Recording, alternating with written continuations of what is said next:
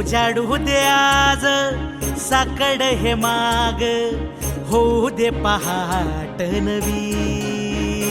आता होऊन जाऊ दे साऱ्या जगाला पाहू दे, पडू दे पाऊल पुढं. जरी काट पाया खाली लाख येळा येऊ दे, पडू दे पाऊल पुढं. मोठी लढाई र लढू मातीसाठी र गड्या, मनगटाचं जोर लावून. दाटला जरी अंधार एकजूट होऊ आज, दिवा देऊ तेज धावून.